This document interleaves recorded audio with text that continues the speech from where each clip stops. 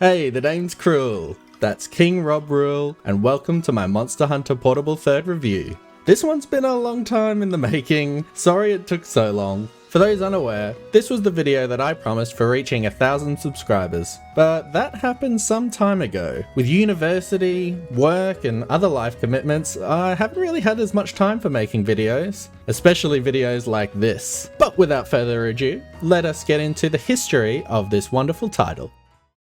Monster Hunter Portable 3rd was released for the PSP in Japan on the 1st of December 2010, debuting over a full year after Monster Hunter Tri was released for the Wii.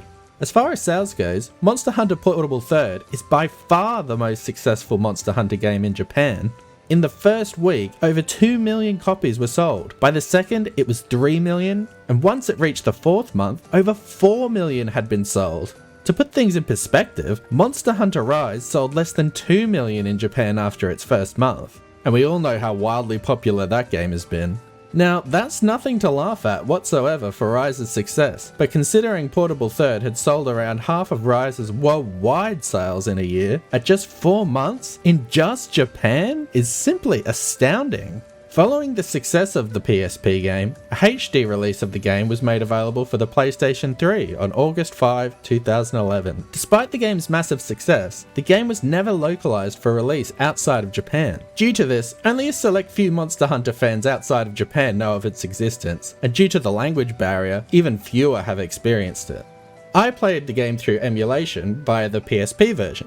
I used an Xbox controller for most of my playthrough, but I switched it up to an 8-bit DOS SN30 later on, which was my preferred playstyle.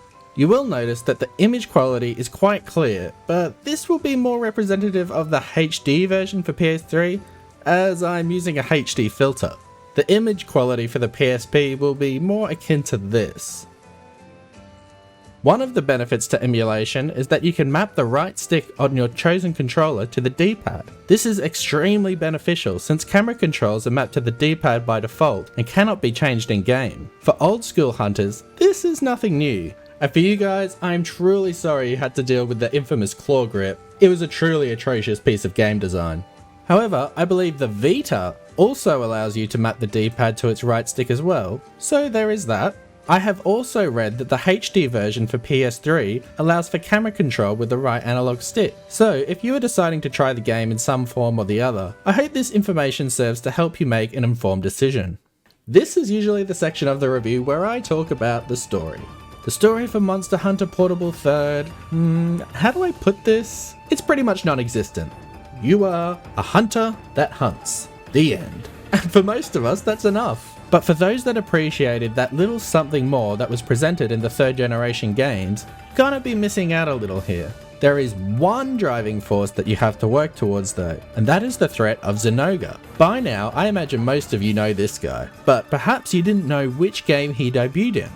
Well, now you have your answer. If the thumbnail didn't give it away, Zenogre is the flagship monster of this game. However, how they introduced him in this game I thought was masterful. You just go about your business playing the game, doing your mundane low-rank village quests, when following completion of one of them, you get a sudden warning signal, completely different from what you've seen before. And who else but Zenogre shows up to test your skills. At this point of the game, you'll be lucky to have great jaggy equipment at the ready, let alone a weapon with any level of respectful sharpness. It's completely fair to say that you are not ready for this. But what I respect is that they give you a chance to at least try to fight it, regardless of the said hopelessness, so you can see what you're up against and what you'll need to do to prepare for it in the future. You are given a clear goal to aim for, and that alone is a worthy motivator. Personally, it reminded me of the Valstrax invasion in the high-rank village quest line of Monster Hunter Generations Ultimate. Now, the handling of Valstrax and the payoff at the end of GU was on a whole other level, but it was still interesting to see where the origins of that kind of invader final boss design came from. When I finally had the chance to rematch Zenogre with all the right weapons, armor, and strategy to defeat him, it was incredibly satisfying to see him go down. I liked the Zenogre fight so much, I even committed to making a full armor set with a long sword to boot. Trust me when I say, that is no simple feat. In older Monster Hunter games, it is not unusual to spend days and days grinding to get the materials and money to make a full armor set. Money is scarce and drop rates for items are even more egregious. Not only that, but the hunts themselves typically take longer, so the grind is felt especially harder in these entries. But I'm glad I picked this armor set to grind out, because the skills really paid off for the rest of my playthrough. The Zenogre set gives Gloves Off, which is basically Latent Power with a much cooler name, Razor Sharp, and Thunder Attack Up.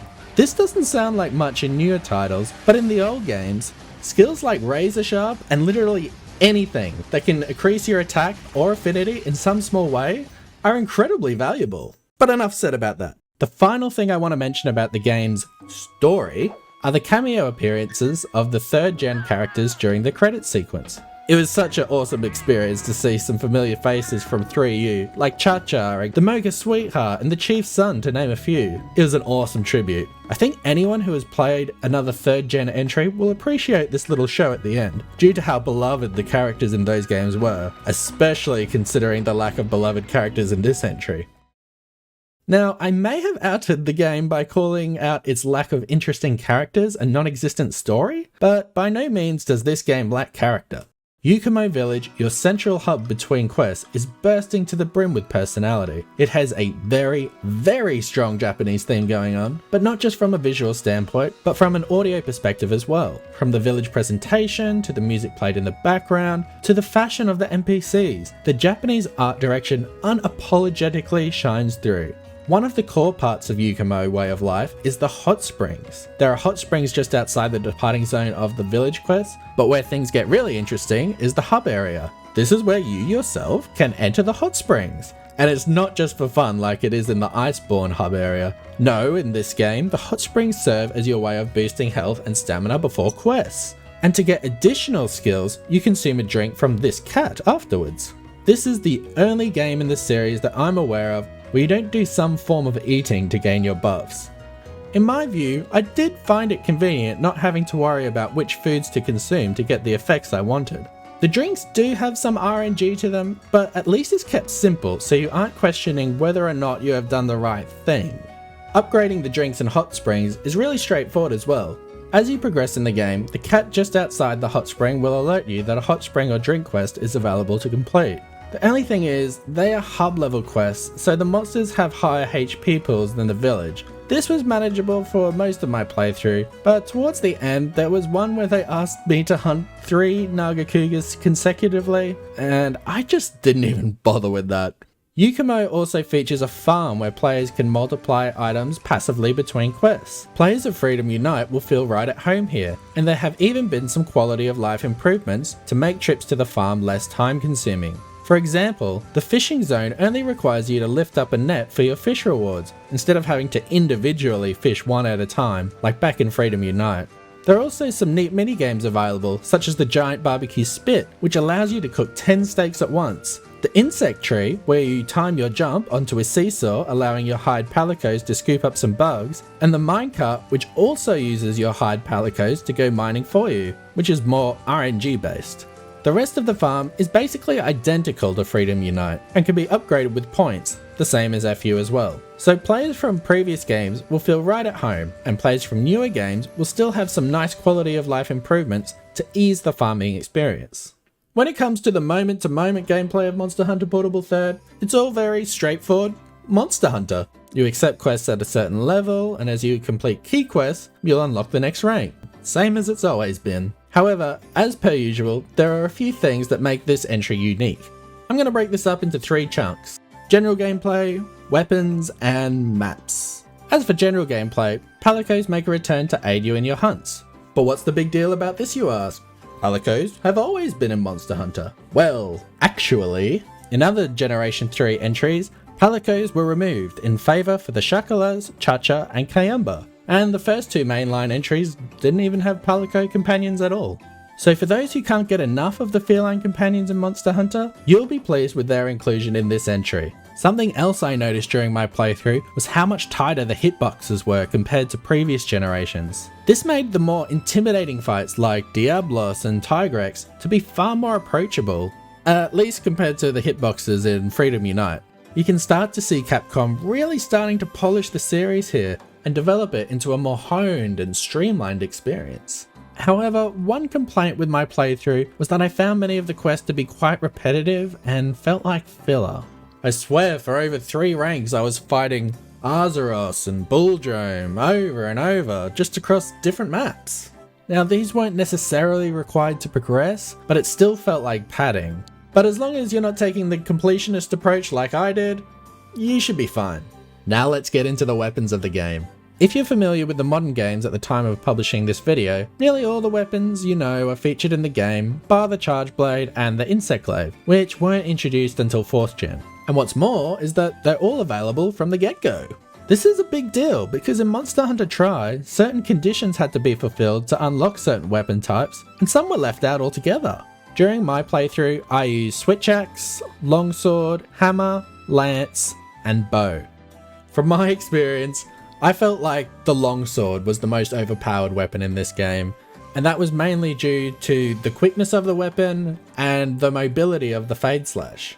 The other weapons I used, apart from Bow, had a much higher level of commitment for all their moves, while dealing lower DPS. In fact, the main reason I ever swapped off Longsword was because I got bored of how much easier it was in comparison, but then I would feel how much slower the hunt was with, say, the Hammer or the Switch Axe, and just revert back eventually. I didn't use the Lance that much, but when I did, it felt pretty solid. Not the highest DPS, but that's never really been what the Lance has been about. As for the Bow, well, that was just plain broken. While not necessarily being the fastest weapon, you just never seem to get hit due to the spacing between you and the monster. But hey, that might completely change in high rank, and I can't comment on that. So there's that.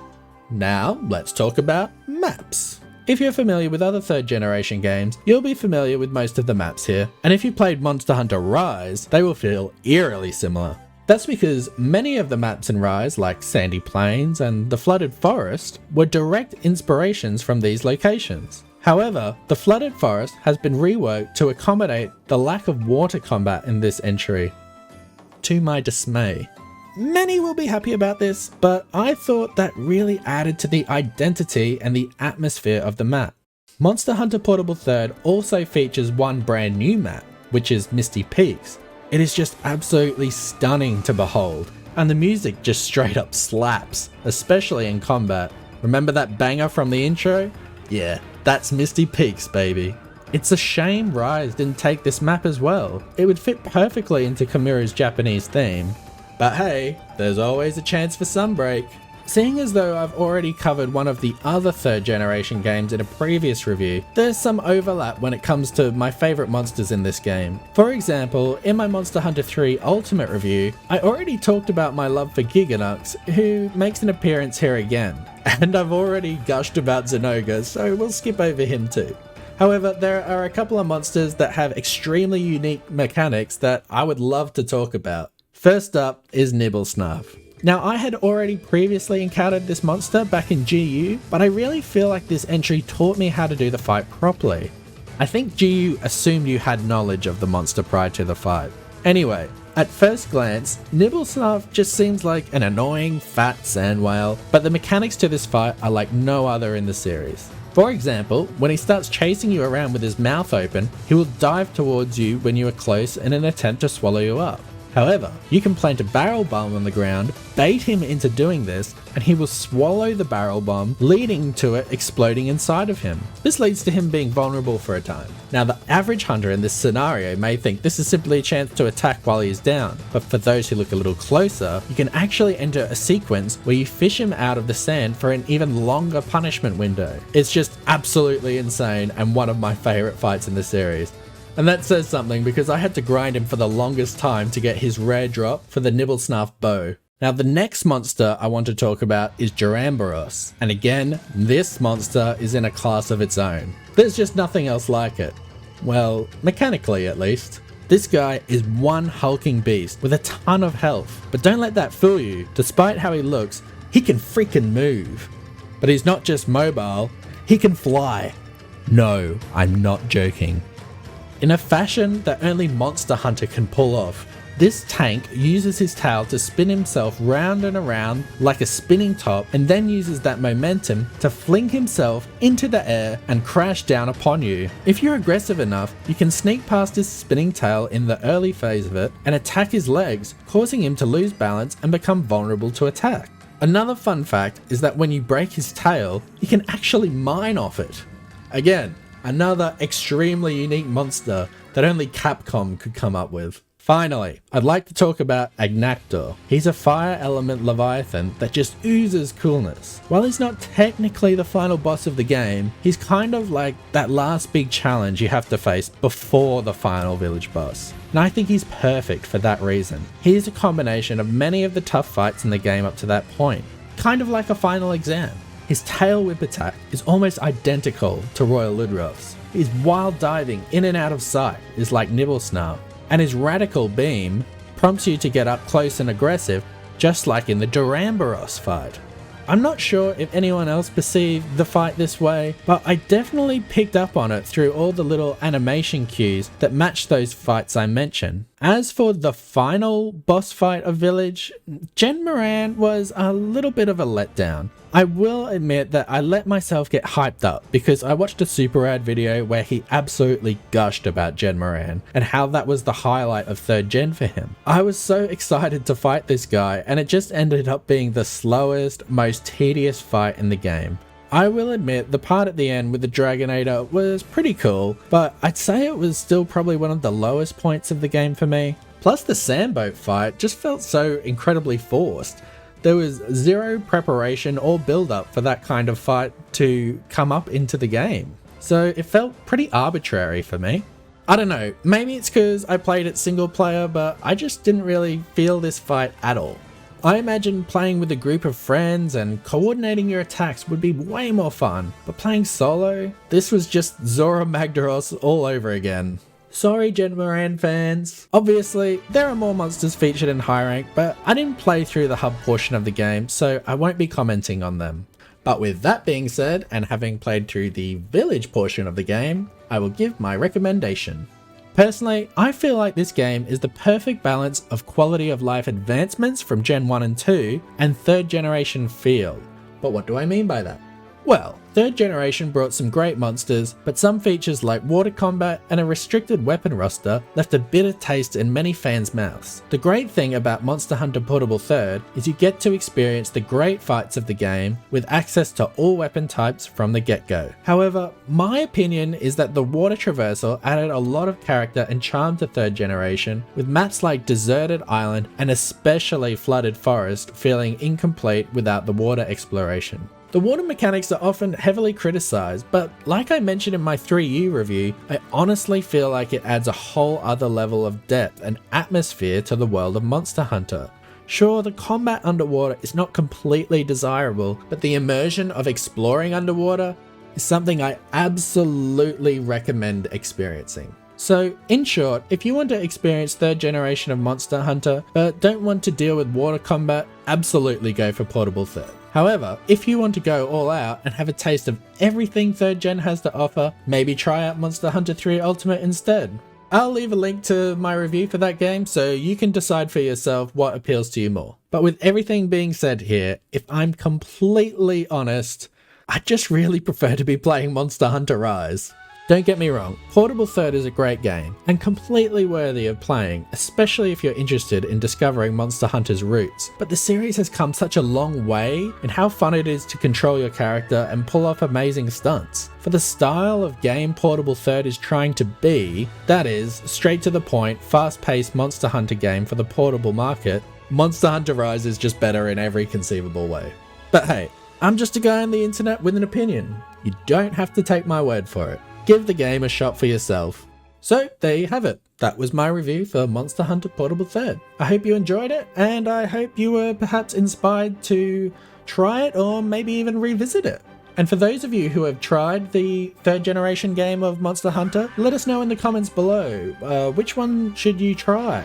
Monster Hunter Try, Monster Hunter 3 Ultimate, or Monster Hunter Portable 3rd? Which is the best? Why? Let us know. Anyway, if you enjoyed the video, make sure to give it a like and a comment and subscribe. Really helps the channel out a lot. And I've been King Rob Rule, and I'll see you in the next video. See ya.